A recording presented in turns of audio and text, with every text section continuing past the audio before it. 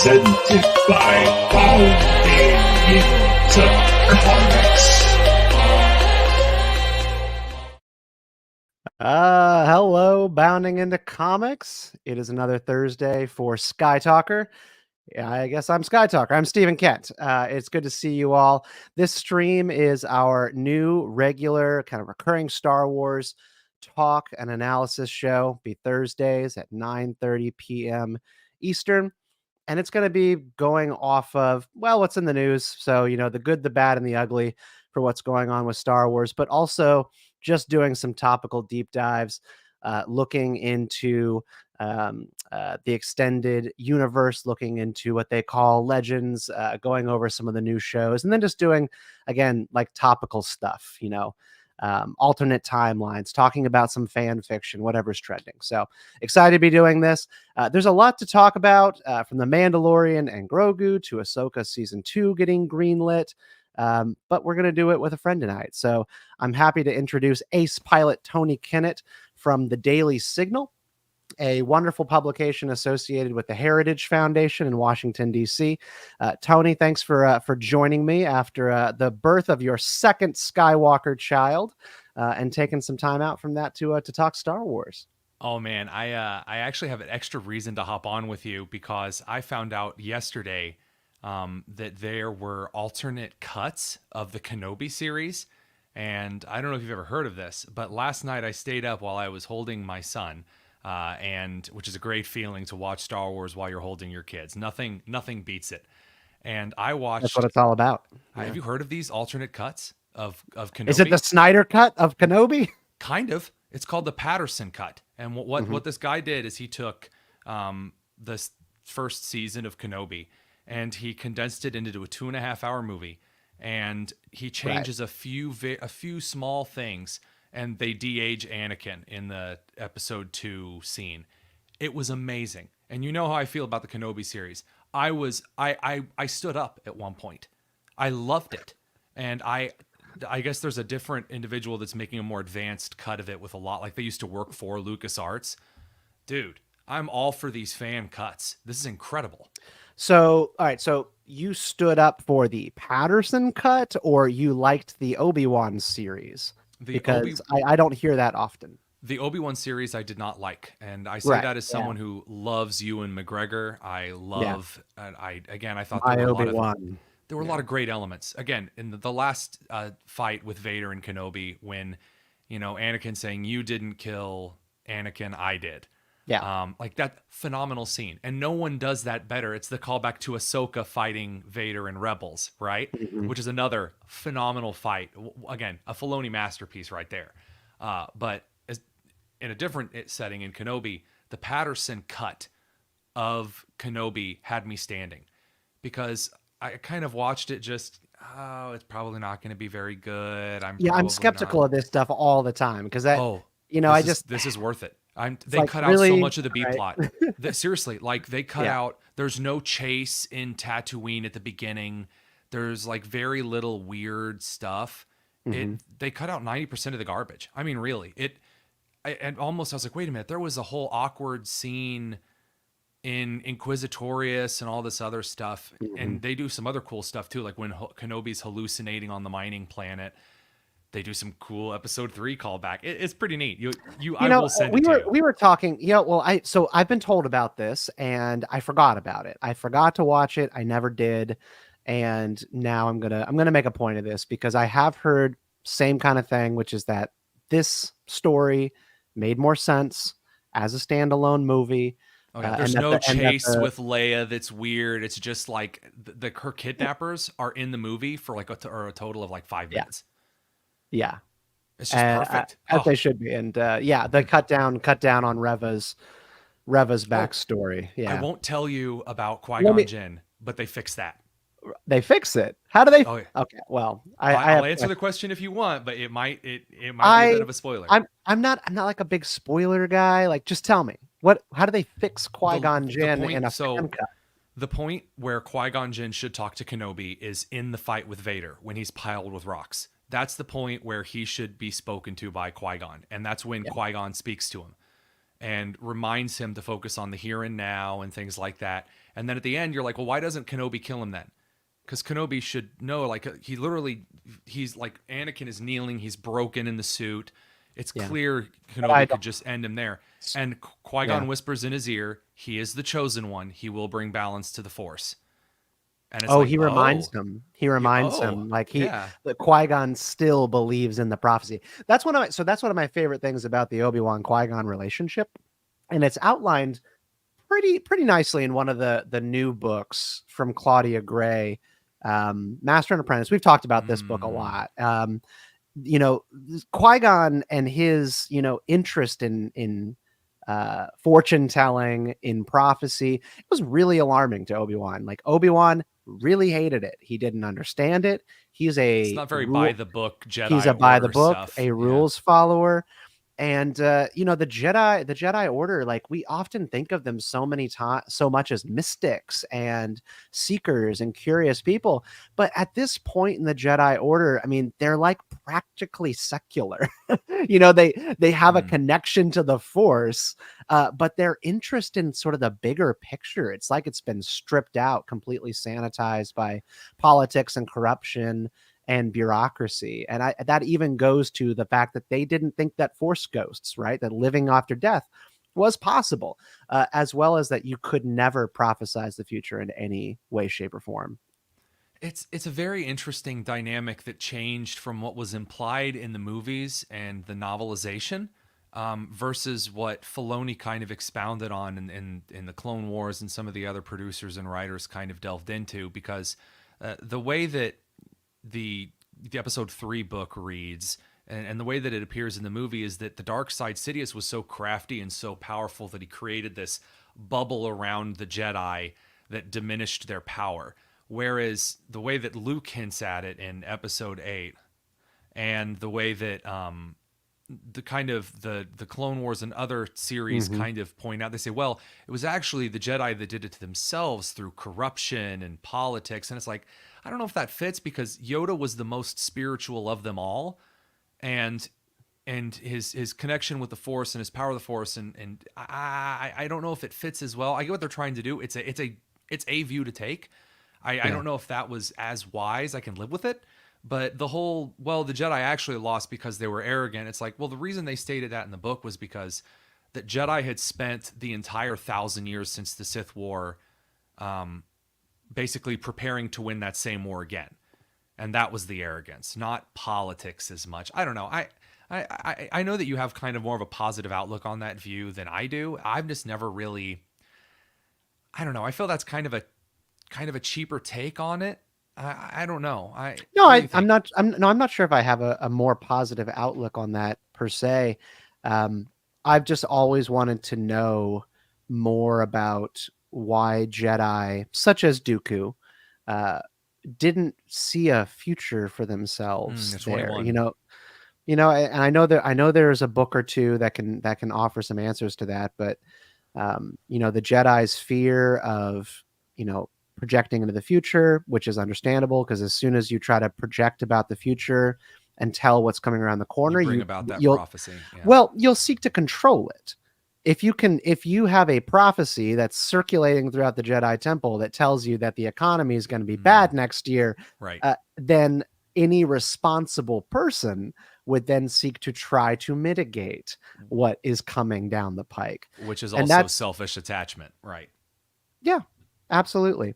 Again, for anyone who's like, who's this guy that Steven's talking to? This is Tony Kinnett of the Daily Signal, a wonderful website that does excellent nonprofit journalism associated with the Heritage Foundation. I think that's correct, right? Yes, and you are a broadcaster with WIBC Indianapolis. In Indianapolis, yep. And then some voice acting on the side, but that's kind of I don't get to do as much of that as I used to. I miss it so much. Well, you're going to get an opportunity to do some Obi-Wan Clone Wars impersonations for us this evening. Oh, super great. Or you won't be invited back. Actually, noted. Could you tell the story real quick? Because you were telling me a story about how you almost got a gig doing A good gig. So yeah, you almost got a gig doing Obi-Wan. as a lot of fans of Star Wars know, James Arnold Taylor, one of the most talented voice actors of the modern era, he handles a lot of both cartoon and then video game depictions of Obi-Wan. And he had been busy in the late 20-teens doing some stuff over at Disney. There's a video on YouTube. If you haven't seen, you should definitely see it. It's James Arnold Taylor going through kind of the map of his voices and going through all of these impressions. It's really an incredible kind of exhibit, so to speak, kind of a little performance. And for a very short amount of time, he was unavailable to do as much Star Wars voice acting. And so for the first time in a couple of years, they were shopping some of the Obi-Wan voices in some video game that was unnamed out. And the guild that I did voice acting for, because voice actors, most of us are nowhere near important enough to have our own agent. A lot of us have like a guild agent that we work with and help get us parts, got me into a tryout for some kind of new EA game. They never told us what kind of game it was. They didn't tell us.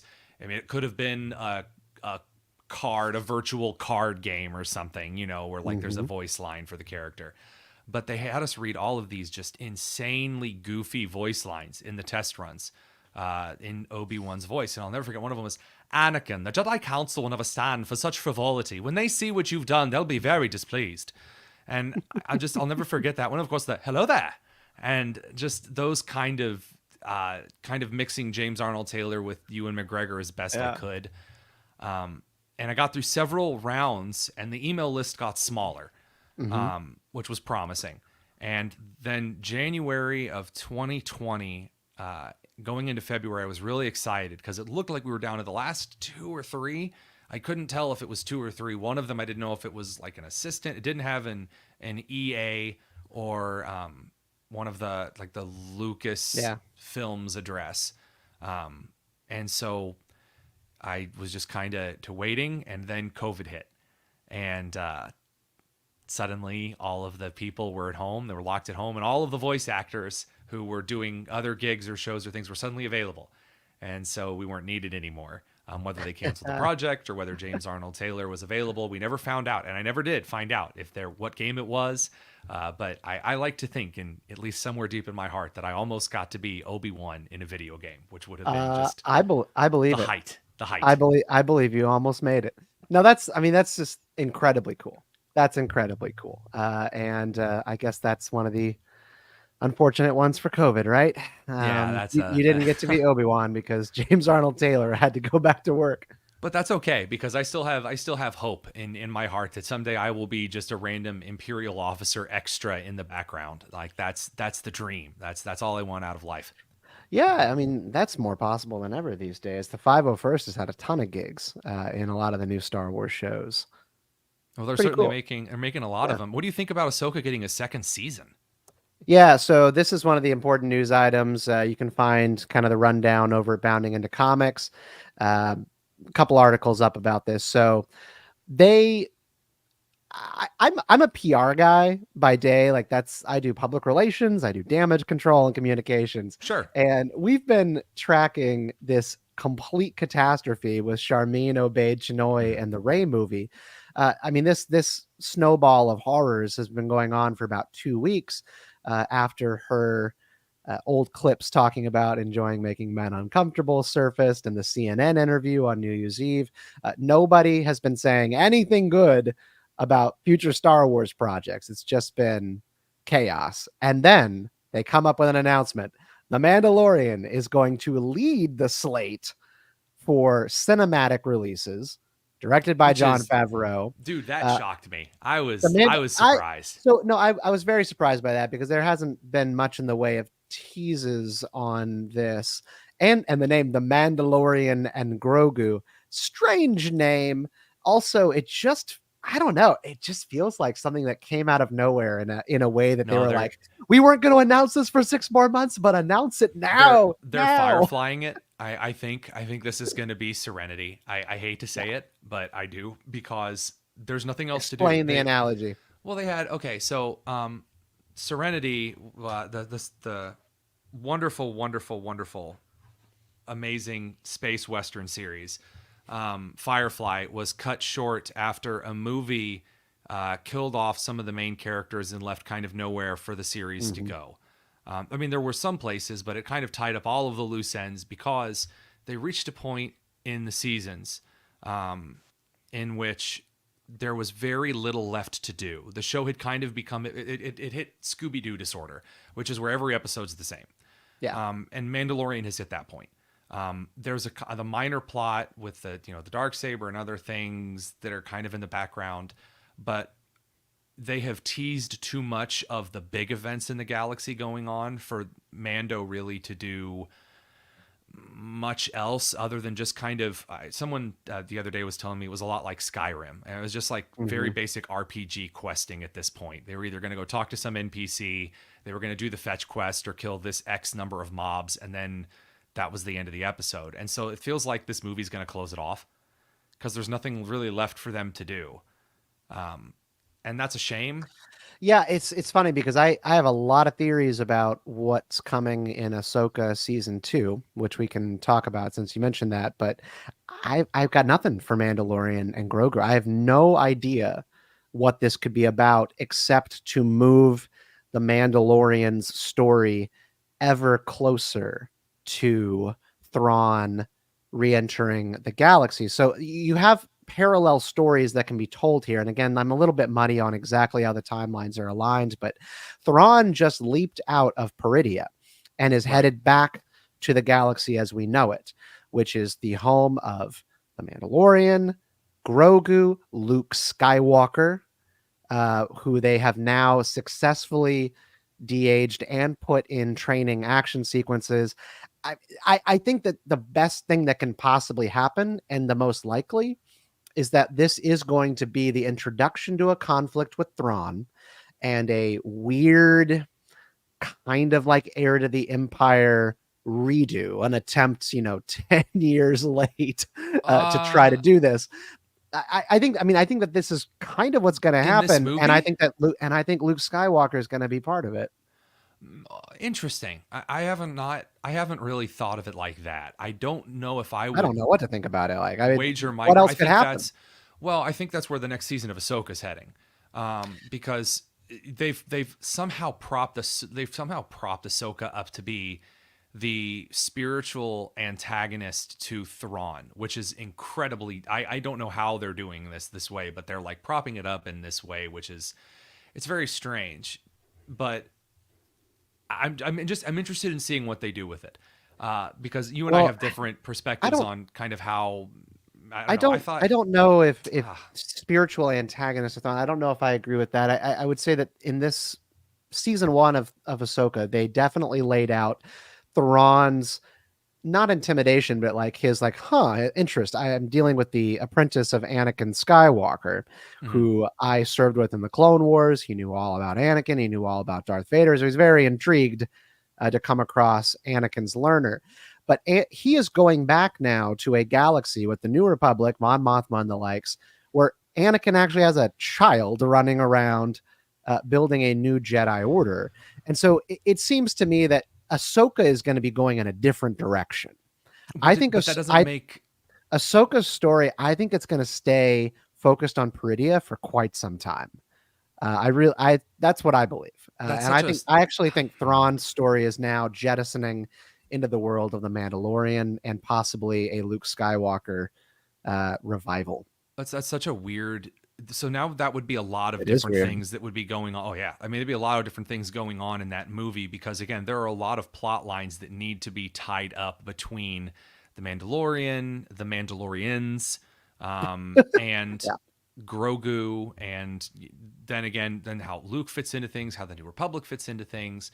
And then of course you have the ether of the sequel trilogy that kind of establishes a very scant few details that they kind of have to move towards. And I'm not against Thrawn being in the movie. I think it would be a waste. I think that you're probably right and they will throw him in there.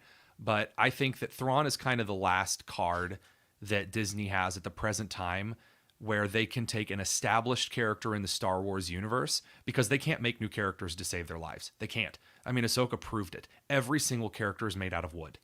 None of them have any. The villain was great. How Who I dare you can't- say that about Balin Skull? It is, but like, just no one had any personality. It was just like, I am going to fly the ship. Yes, you are going to fly the ship. Sort of sarcastic remark. Here we go again. Click, click, click. And it's like, what am I watching? Like, this isn't, you guys, this is like AI generated. And that's what really frustrates me is it's Star Wars. Put some good acting. And look, maybe it's a Hayden Christensen situation. You don't have the right material to work with and you've got goofy lines, but I gotta stop you. Which characters are you talking about? You talking about Balin Skull and Shin Hati? No, I'm talking about some of the carryover from Rebels. What's her name? Sabine. Hera and Sabine. Okay. Hera and Sabine. Yeah. Well, it's just stale. Like no personality, no emotion. Same with Ezra, and it's all just I am going to use the Force. You should use the Force. That's the Force. It's like what? I mean, I did actually find Ezra's depiction to be strange. The tone of the acting for Ezra Bridger was just odd, but I guess we'll see a little bit more of it. I also don't understand what the hell to do with this character. What does Ezra Bridger do in the New Republic era? They don't.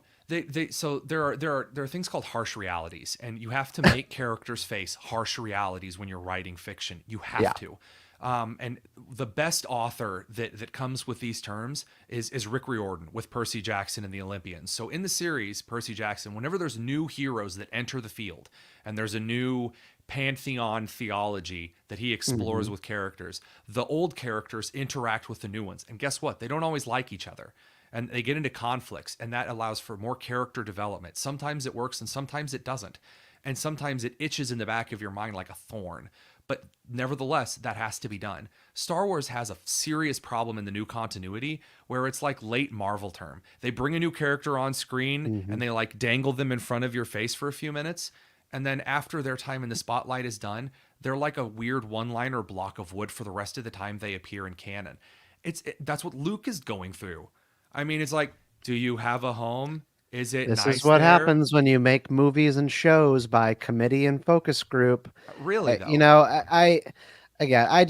This is where I long for monarchy. The days of George Lucas dictatorship need to return, and that doesn't need, obviously George is out of the picture. He's sold. It's in the hands of the white slavers now.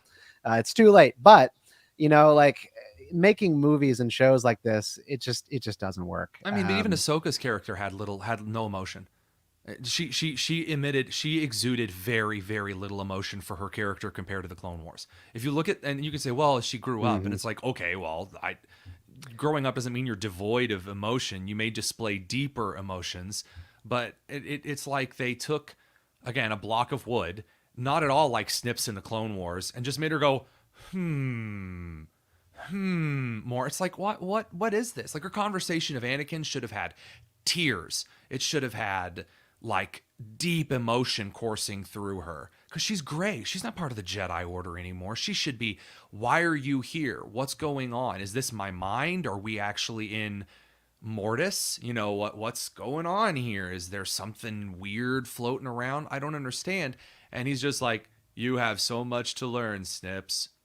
Then I guess you'll die. And it's like, this is Anakin, like, who Obi-Wan said is full of passion and dedication. And this should be a reunion on screen.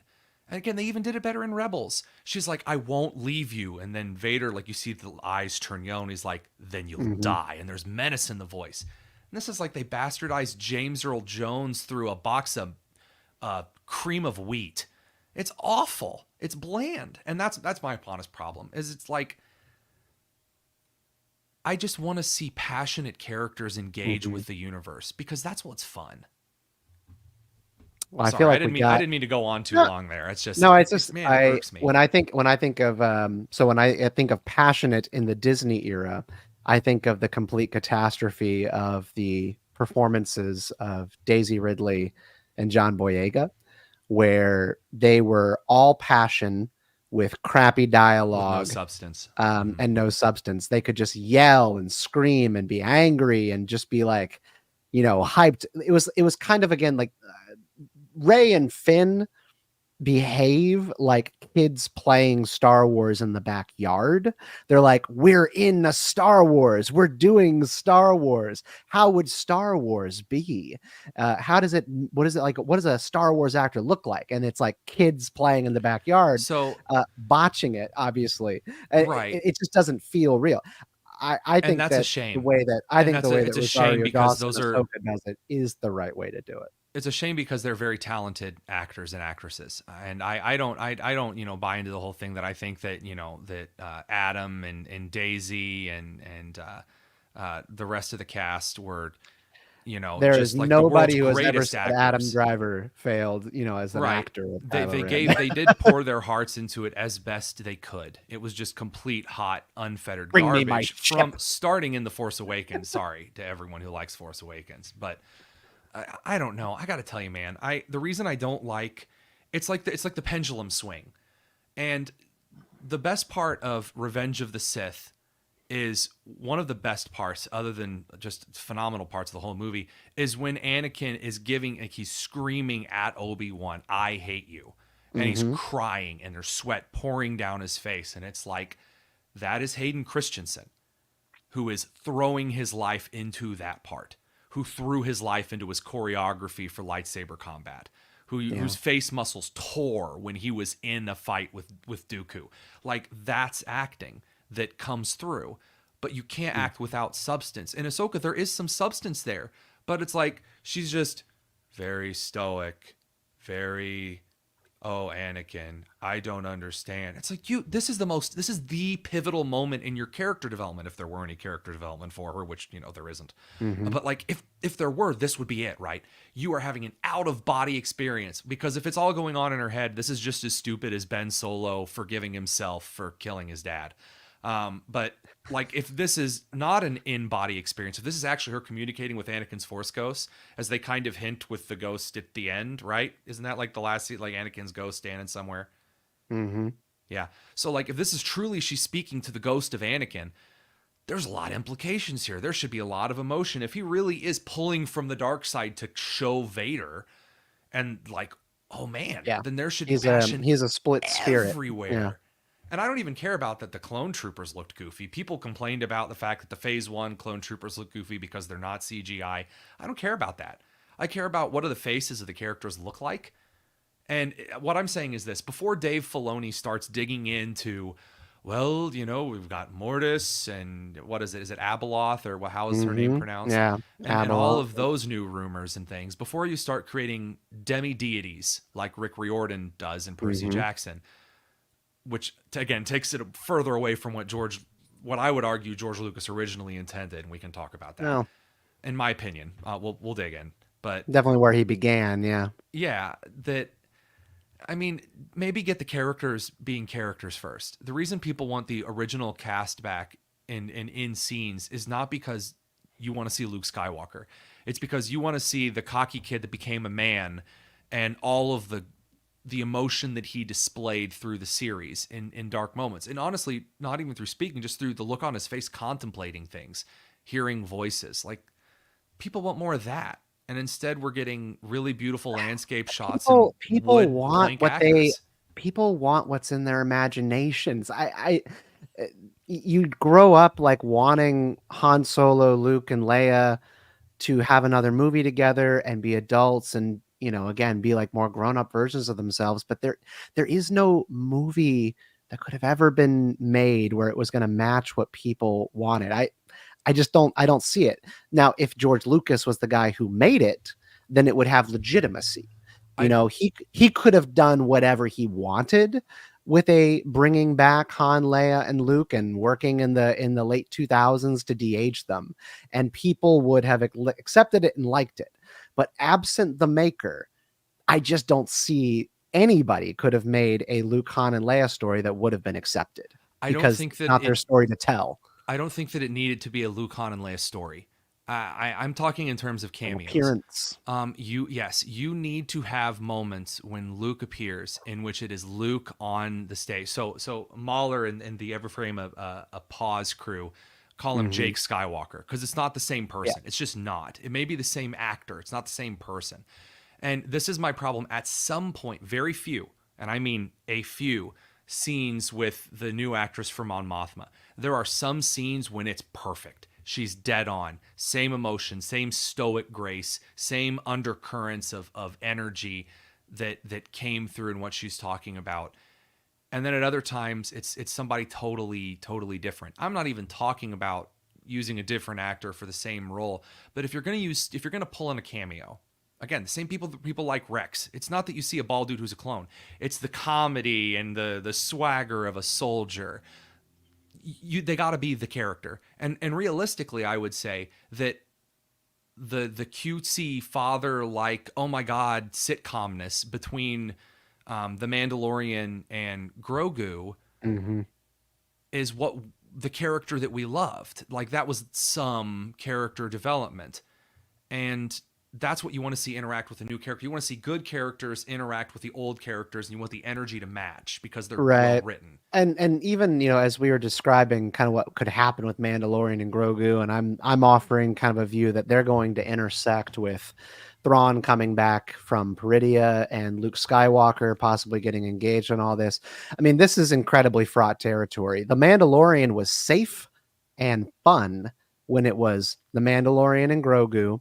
And he was on this quest to get the kid home, and he was encountering Mandalorians, and he was encountering smugglers and bandits, and it was divorced from the stakes of legacy characters and emotional baggage.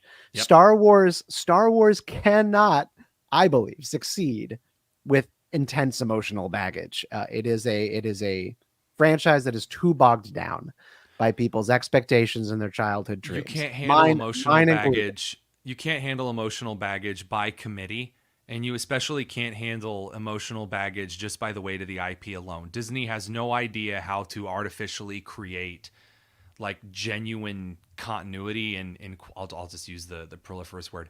They can't artificially create magic.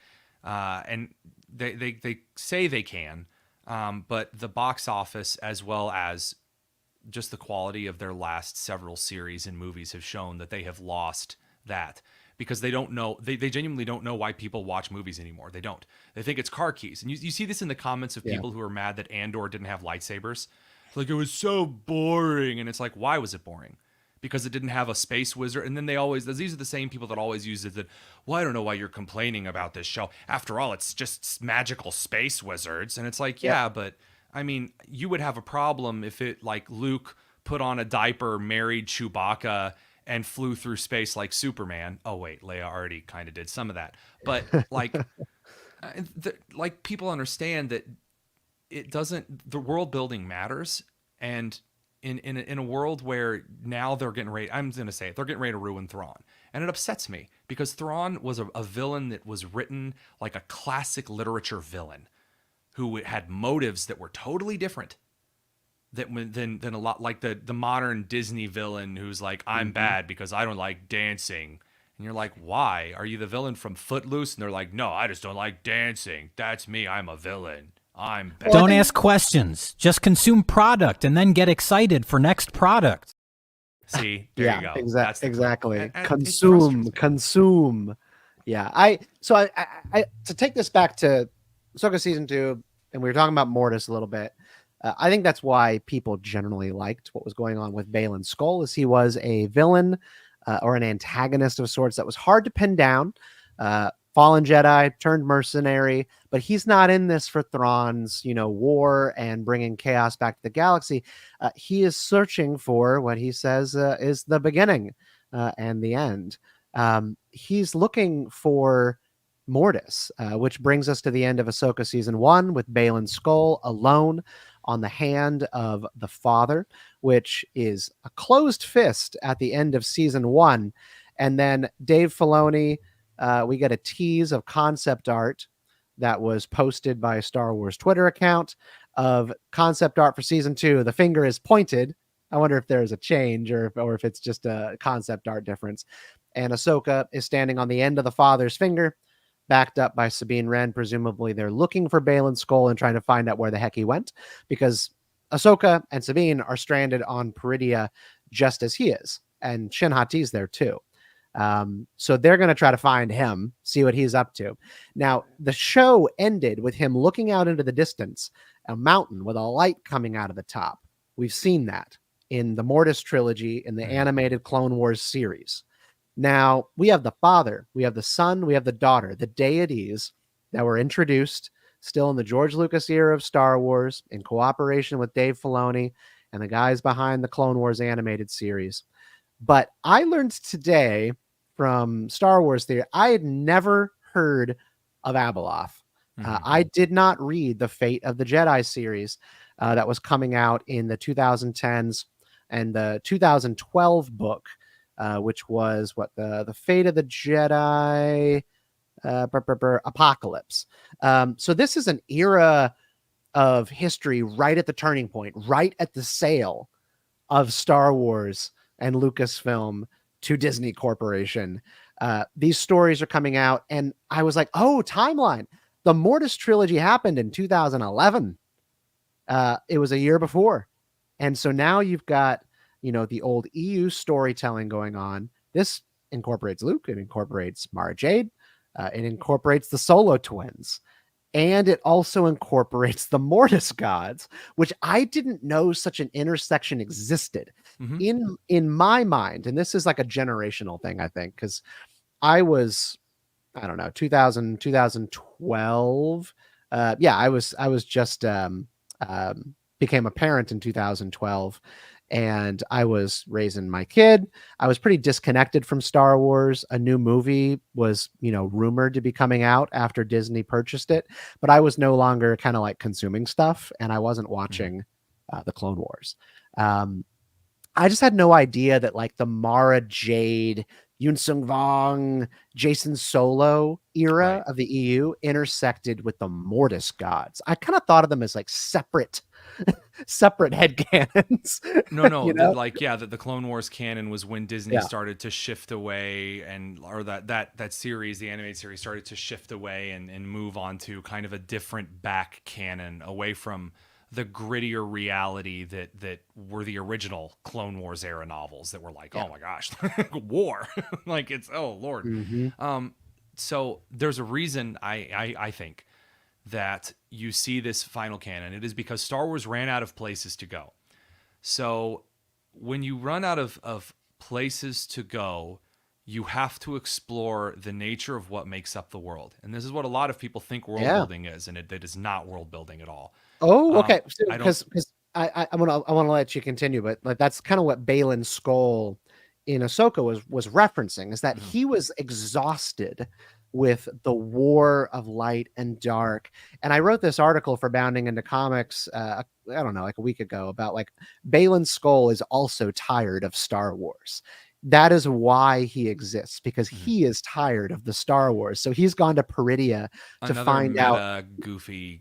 To find out. I hate you for saying that. Why? Well, no, I love the character, he's going because back to the beginning. Why we have all of this in the first place. I love the character, but I horribly executed for a totally different reason. In universe world building perspective, this character should not exist. First of all, the idea that there are characters roaming around who are sick of the battle between the dark and the light, and it's all a sham, it's a sham, and no. No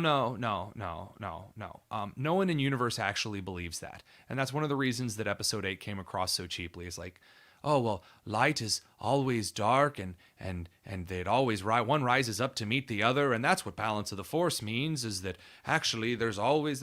No, that is not... The idea that we got to, that in order for Star Wars to go on forever and ever and ever and ever and ever, is this eternal pendulum swing. So you have a new villain, then a new hero, and then a new villain and a new hero. You end up having cultures learn the same lessons over and over in a way that does not make any kind of logical sense. And this is one of the things that early on in his kind of discussion of metaphysics that George Lucas wanted to avoid. The idea that the Emperor came about because he was a natural response to the light, which was a natural response to the dark. It doesn't work, and you have to create demi-deities in order to make it make sense.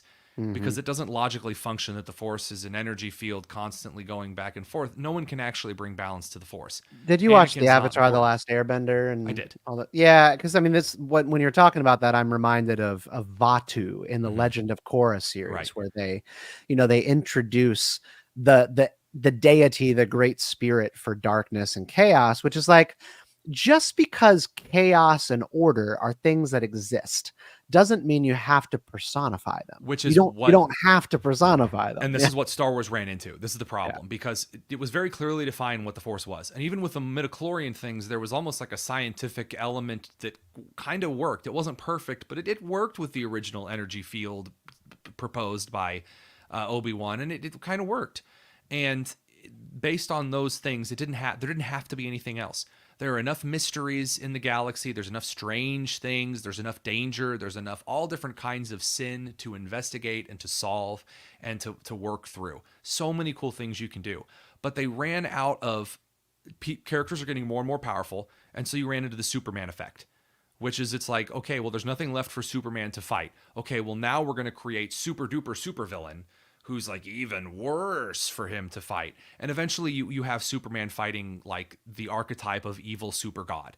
Marvel has run into the same problem so bad that like every single one of the time stones, or not the different Infinity Stones, were so useless that they made a joke about it in Loki, where the person at the time office pulls out a drawer of Infinity Stones. Like it's completely useless. And it's what happens when you anchor everything to infinitesimal stakes. That's what happened at the end of Star Wars. That's one of the reasons why Disney bought it. Like, it's just like it has nowhere else to go. Disney's like, well, I can milk that cow a little more. George Lucas has entered the chat. Oh my God. He's here. Guys, George is here. George, good to see you. I know as a sociologist, you're interested in all of this and different cultures of deities and religions. Thank you for being here, George. No, so I'm looking further down this Fate of the Jedi Apocalypse book and just kind of like taking glances at it. I'm gonna have to go pick up this book immediately. I actually really want to read this now. I leafed through it like a couple of years ago when I was just leafing through, and I don't remember. Like a fever dream of Star Wars, and they have a dagger of Mortis, like the dagger of the Sith or whatever the hell that was. Right, and this is this creature called Abeloth, which who's embodies fallen and all the chaos of the galaxy. But who once was mortal and is like on this endless. Luke and the Jedi are going Cain, to find son a of dagger Cain of sacrifice thing. Yeah, to kill Abeloth. No, I mean, so look, the gods of Mortis I find interesting. I understand your reasons for wanting to keep the Force away from this kind of theology for Star Wars, with the mind that it's too late and that this is happening. Let's talk about the father, son, and daughter. I put together a political quadrant, which you will appreciate. Let's see if the video plays. If the video doesn't play, you can just put up the image. All right. Here we go.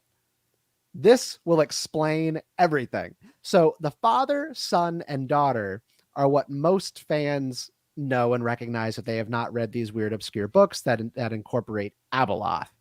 And that might leave you wondering, well, where is mother?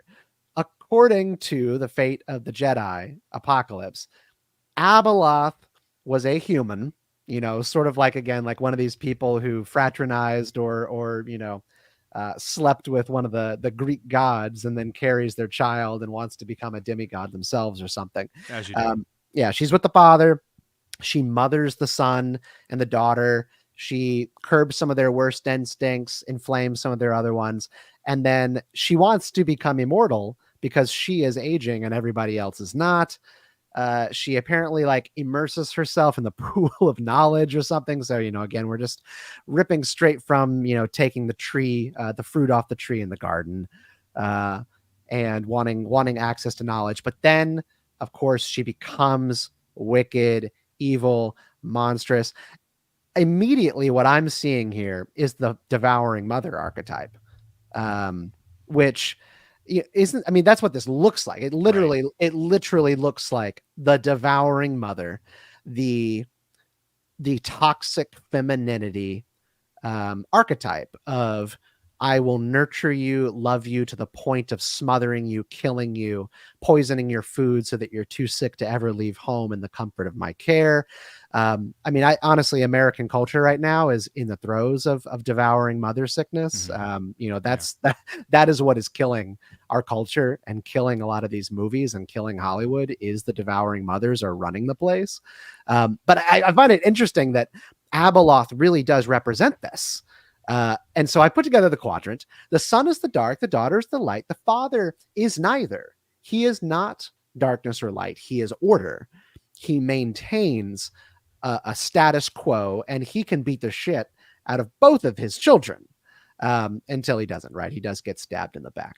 Right. But the mother, she causes chaos. She nurtures the son and all of his wickedness and all of his evil. She is demented and vacillates in her moods between being caring and being vindictive.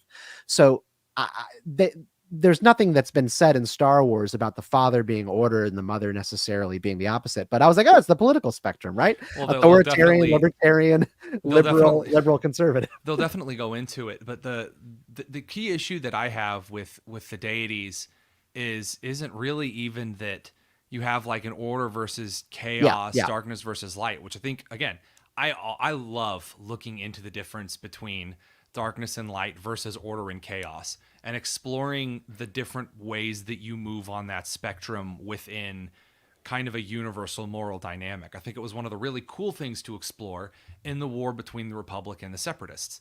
Like really, really cool stuff you can dig into there. And then during the early Imperial era with like how the mining guild and the corporate sector and like interworks and weaves with the Empire. Really neat stuff. You see Timothy Zahn dig into it in the first Thrawn book, like a pinhole. And then that's like all we get.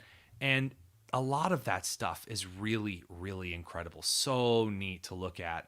You see a little of it in Claudia Gray's The Lost Stars, or Lost Stars, because again, you have order and chaos being, in this case, order and the cynic, and that kind of a difference. My issue with making Mortis and bringing that into the live action super canon, you might say, is that they're not deities.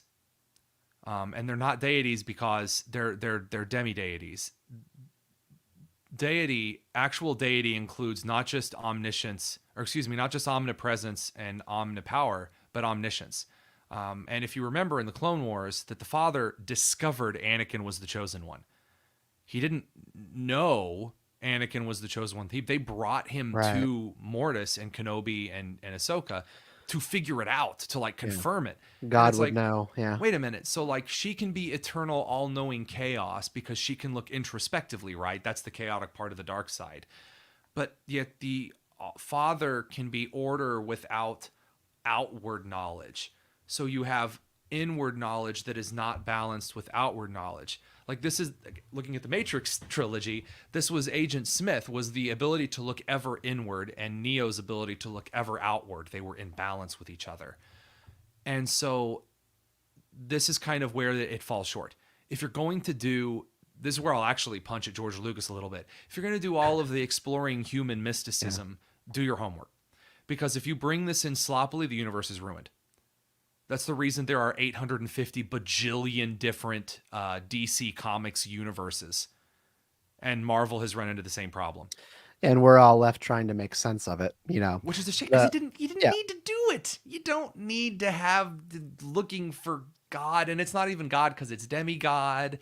Because there's going to be like, well, maybe there's something even bigger. And it's, you don't have to stop. Well, right. And so we have here like, the big question is whether or not these gods are real. We still don't know if they're real.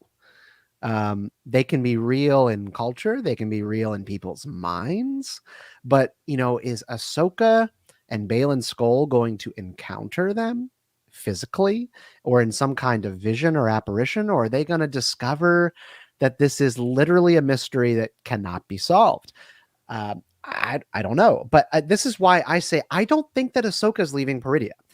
I think that this is the end for her. This is where she gets taken off the board. What a waste. I'm sorry. I Yeah, just what a well, it what a has. I know. waste. Well, I guess it's a waste in that it didn't have to be this way, but the way that Disney has ordered this now, it does have to be this way. She can't come back. Yes, you can. She can't be around for Thrawn's War on the Galaxy and then the First Order era. It's one of those things of like, well, where the hell were you with the First Order and Kylo Ren? Well, she's dead, Um, according to the vision. Because she talks to Rey in the Rise of Skywalker. Exactly. So she's dead. I think this is the end. I mean, and that's Mortis and the daughter. For people who watched that trilogy of episodes, and someone can correct me in chat if they understand it or remember it differently than I do, but daughter died, and life essence was like, and Ahsoka died. Ahsoka died as well at Mortis, and the daughter's life essence was transferred to Ahsoka. Ahsoka now is followed by daughter's owl.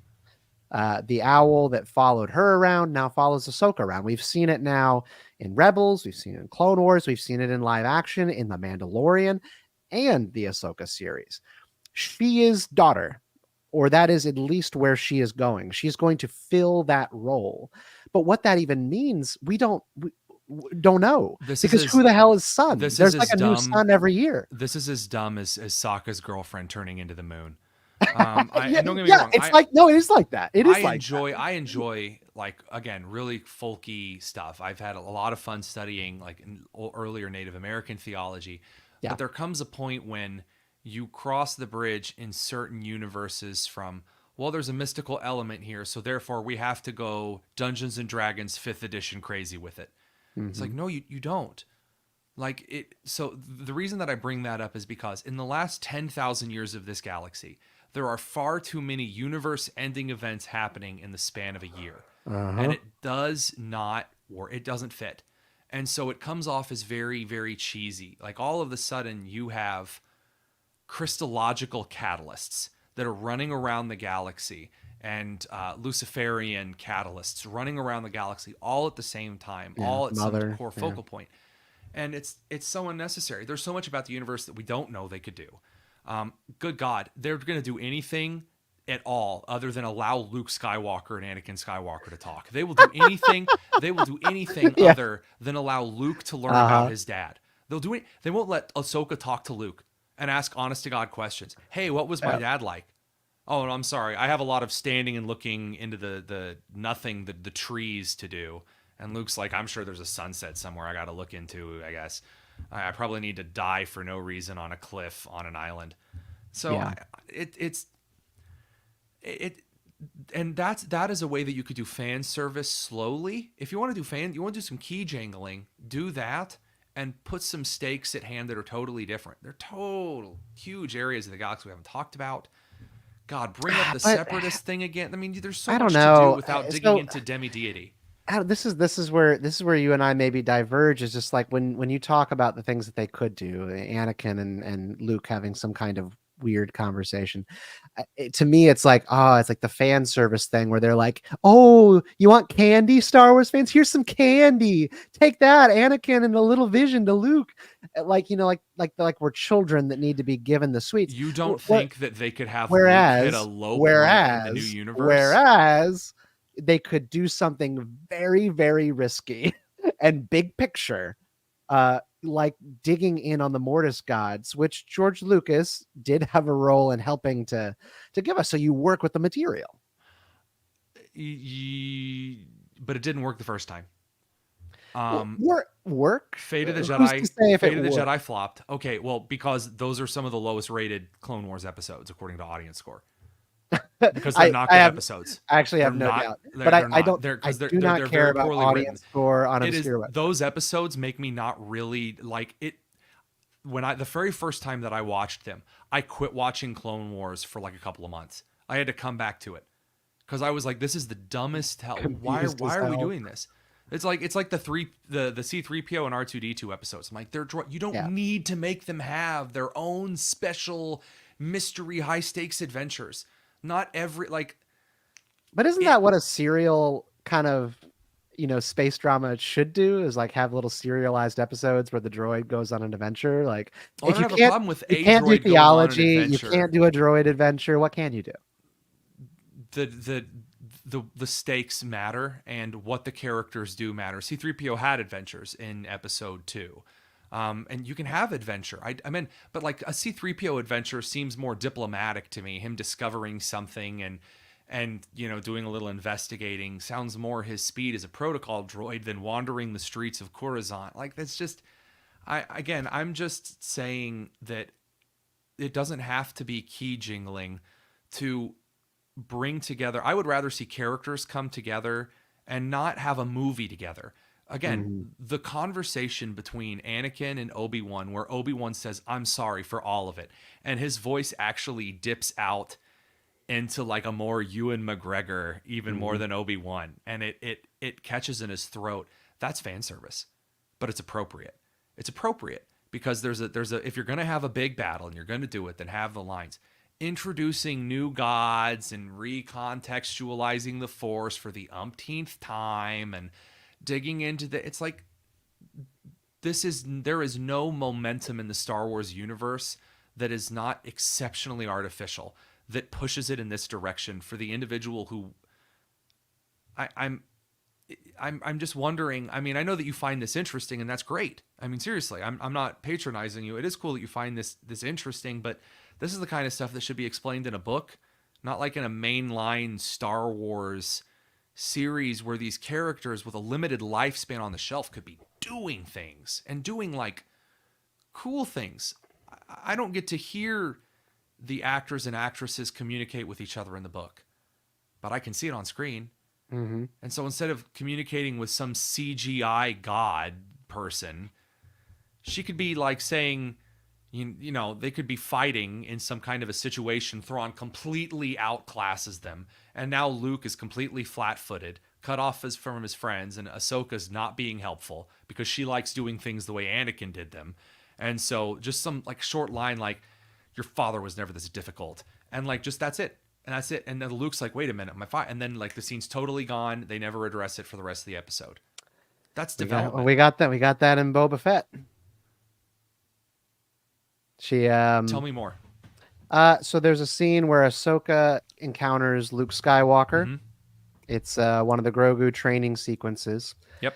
I'm trying to remember exactly what she says to him, and she basically says like, "That's something your father would say," or "You two are a lot alike," or "You are a lot like your father." It's one of those, and like Luke just glares at her. It's this very just like he looks at her like, "Okay, I wish you hadn't said that, but fine." He doesn't respond, which is actually great. I actually love that she does that. She's sort of like tweaking him and teasing him, and he just stares and nope. Tell me why it fell flat.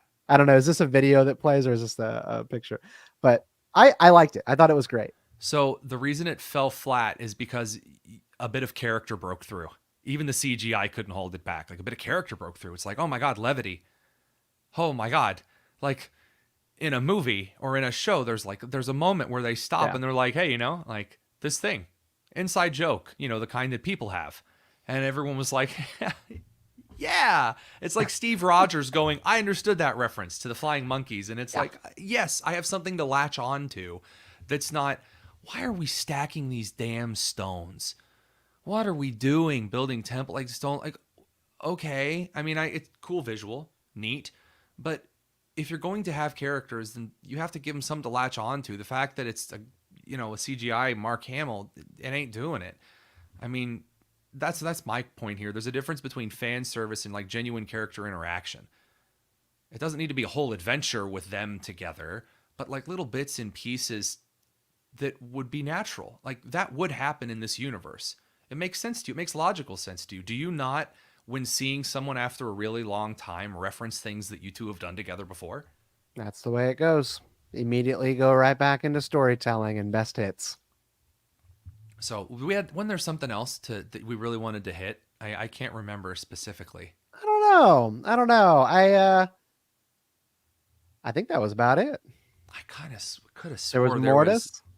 What else? Mortis, with the, Ahsoka.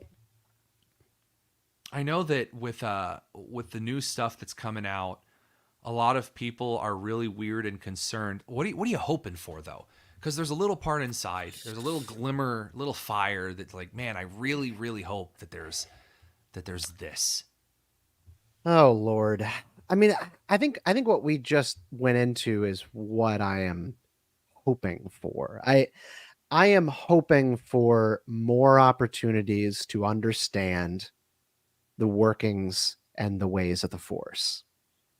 That's what I'm interested in. That is what I care about the most as a Star Wars fan. I want to know what's behind it all. But this is the Oh, what's tree. behind it all?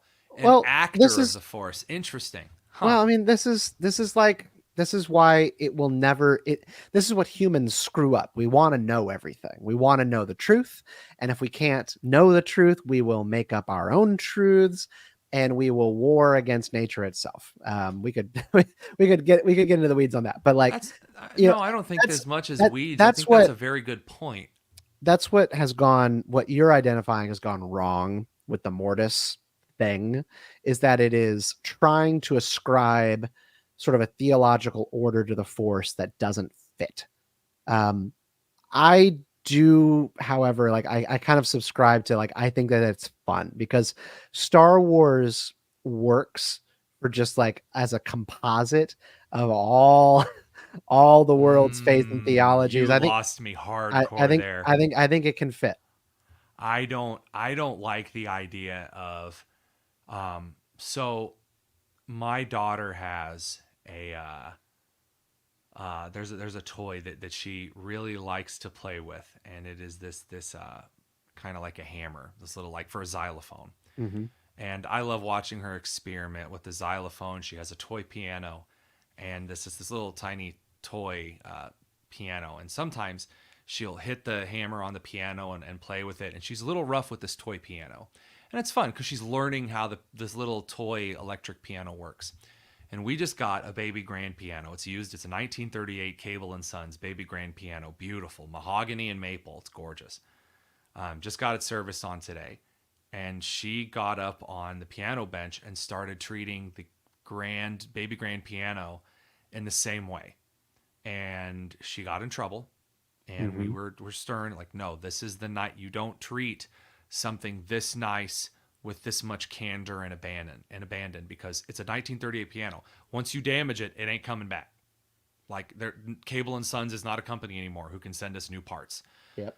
Disney's doing what the child is doing to the piano with Star Wars. Mhm. That's why you can't just, having fun and levity are two different things.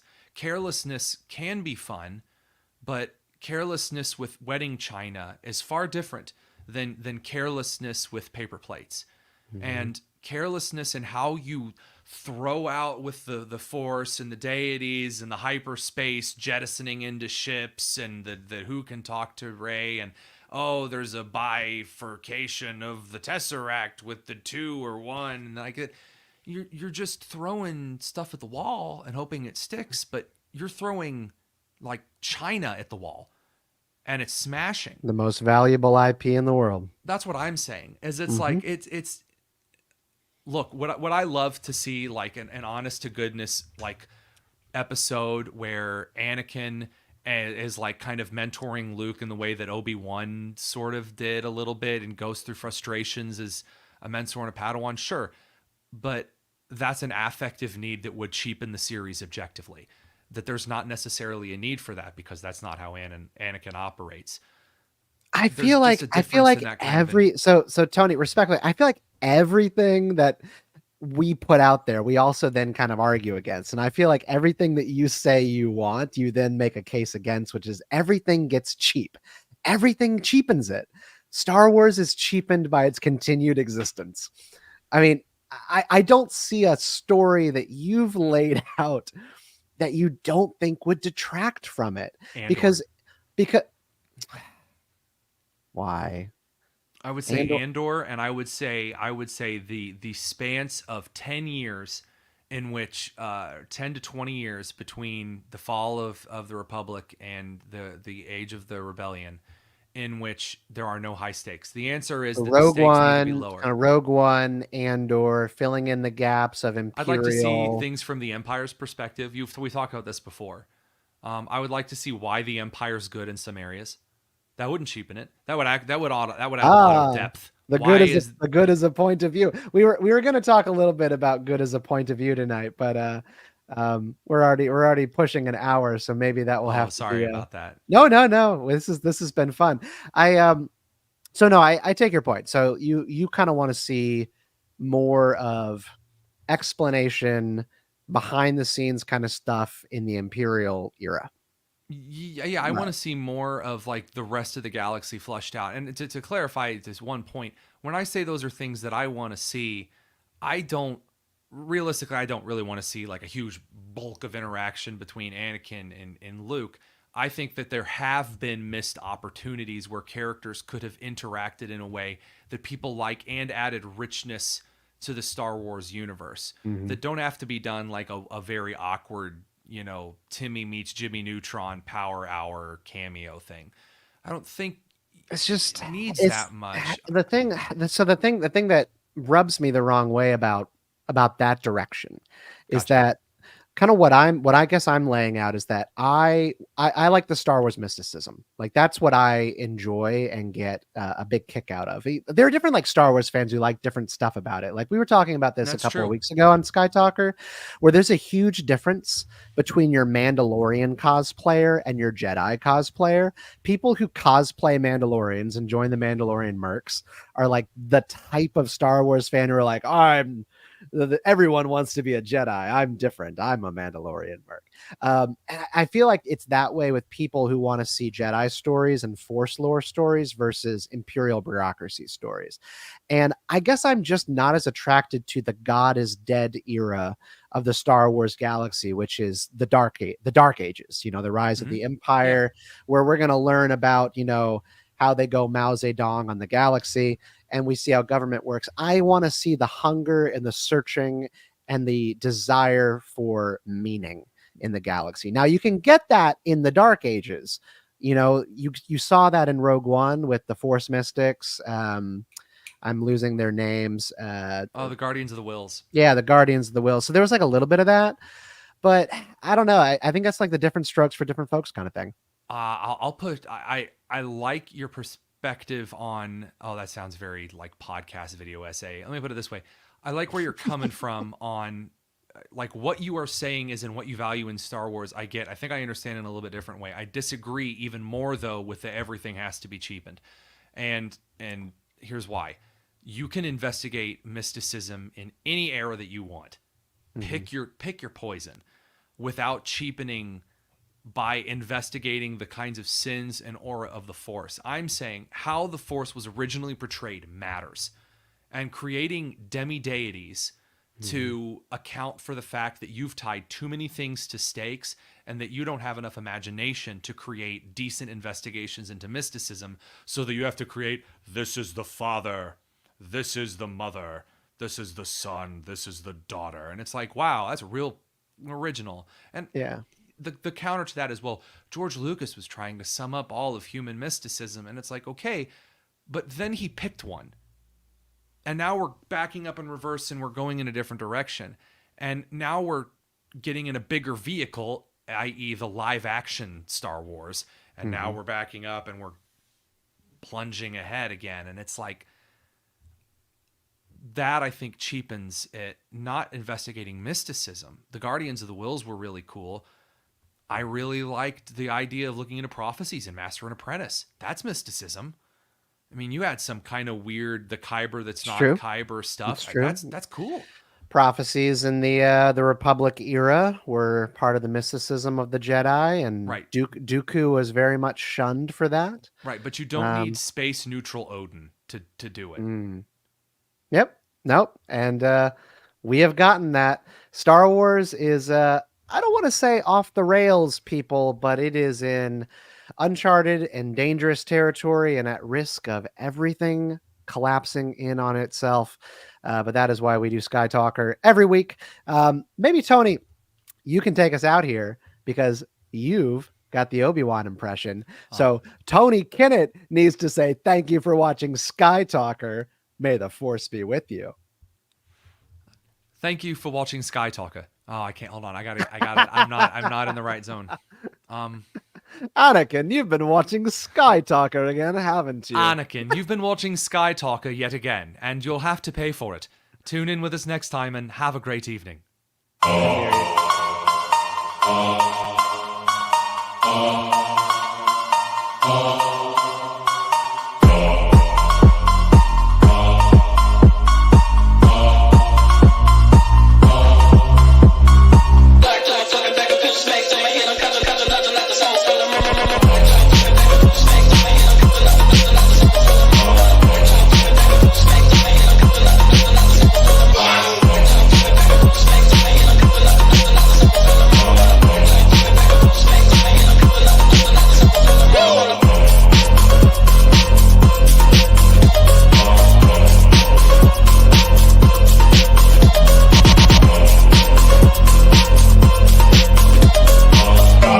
Skytalker, presented by